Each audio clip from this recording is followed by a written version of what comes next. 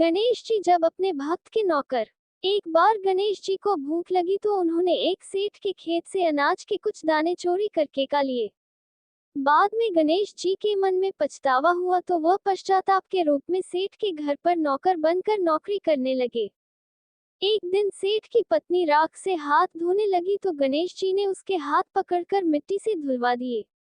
सेठानी ने सेठ को शिकायत की कि आपके नौकर ने मेरा हाथ पकड़ा था। सेठ ने इसका गणेश जी से पूछा। गणेश जी कहने लगे कि सेठ जी, ऐसा मैंने इसलिए किया क्योंकि राख से हाथ धोने से लक्ष्मी जी चली जाती है, लेकिन मिट्टी से हाथ धोने से लक्ष्मी जी का आगमन होता है। गणेश जी की बात सुनकर सेठ प्रसन्न हुआ कि यह नौकर तो बहुत ज्ञानवान है।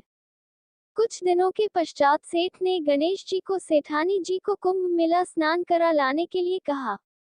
सेठानी वहां पहुंचकर किनारे पर बैठ स्नान कर रही थी तो गणेश जी ने हाथ पकड़कर डुबकी लगवा दी।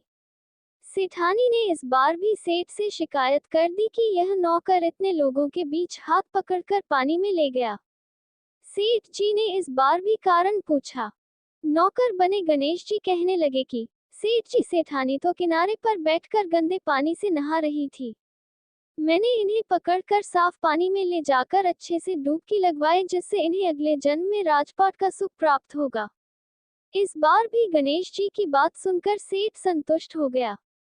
एक दिन सेठ के घर पर हवन की तैयारी चल रही थी।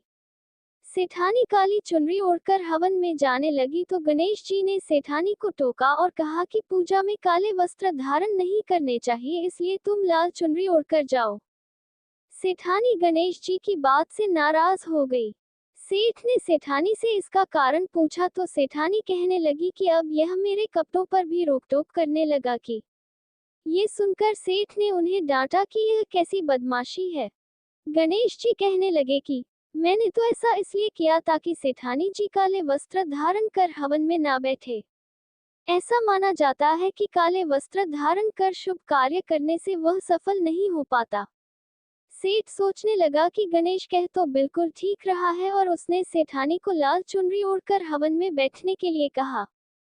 एक बार सेठ जी ने पूजा रखी लेकिन गणेश जी की मूर्ति लाना भूल गए। सेठ ने गणेश जी से पूछा, अब क्या करें? गणेश जी कहने लगे कि मुझे ही मूर्ति के समान विराजमान कर दो। सेठ जी गुस्सा हो गए कि पहले ये सेठानी को मजाक करता था, आज तो मेरे साथ ही करने लगा है। गणेश जी कहने लगे कि मैं मजाक नहीं कर रहा, मैं सचमुच में गणेश हूँ। इतना कहते ही गणेश जी ने अपना वास्तविक रूप धारण कर लिया। सेठ और सेठानी ने गणेश जी की पूजा की। पूजा के पश्चात गणेश जी अंतर्ध्यान हो गए। अब सेठ सेठानी को पछतावा होने लगा कि हमने गणेश जी से इतना काम करवाया। गणेश जी को सेठ के सपने में दर्शन देकर कहा कि मैंने तुम्हारे खेत से अनाज के दाने तोड़ खा लिए थे। उसके पश्चाताप के रूप में मैंने तुम्हारे घर पर नौकर बनकर काम किया। तुमको किसी भी तरह का पछतावा नहीं करना चाहिए।